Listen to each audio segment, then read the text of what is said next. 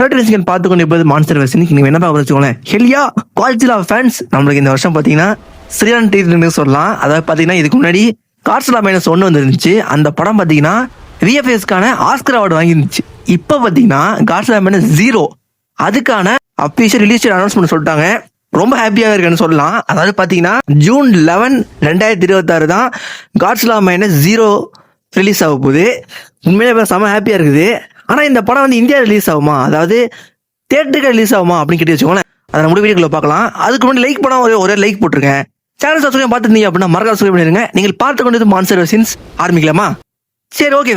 June 11, 2026 இந்த வருஷம் பார்த்தா நம்ம வந்து காட்ஸ்லா பார்க்க போகிறோம். இந்தியாவில் ரிலீஸ் ஆக பார்த்தீங்கன்னா மோஸ்ட்லி 90% சான்ஸ் இல்லை தான். டேய், யாராவது இந்த வீடியோ பார்த்துட்டீங்க அப்படின்னா தயவு செஞ்சு ரிலீஸ் பண்ணுங்கடா.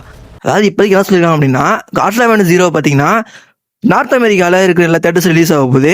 அதுக்கப்புறம் இந்தியாவுக்கு எப்படா வரும் அப்படின்னு கேட்டு வச்சுக்கோங்களேன். இந்தியாவுக்கு வந்து டேரெக்டாக ஓடி ரிலீஸ் வரும் அப்படின்ற மாதிரி சொல்லிட்டு இருக்காங்க.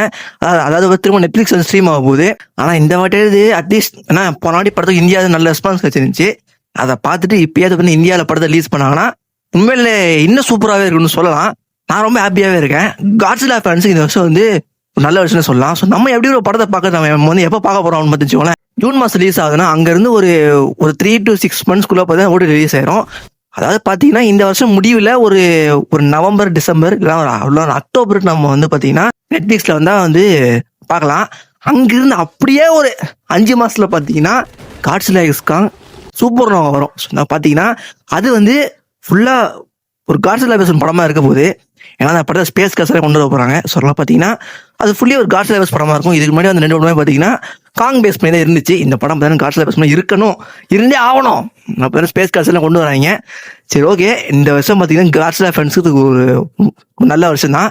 இந்த வாட்டி அட்லீஸ்ட் நான் தியேட்டர் ரிலீஸ் பண்ணணும்னு சொல்லி ரொம்ப ஆசைப்பட்றேன். யாராவது அந்த டீமில் இருக்கவங்களாவது ஒரே தமிழ் இருந்தால் இருக்க மாட்டாங்க. யாராவது இருந்தீங்க அப்படின்னா பார்த்து சொல்லிவிடுங்க.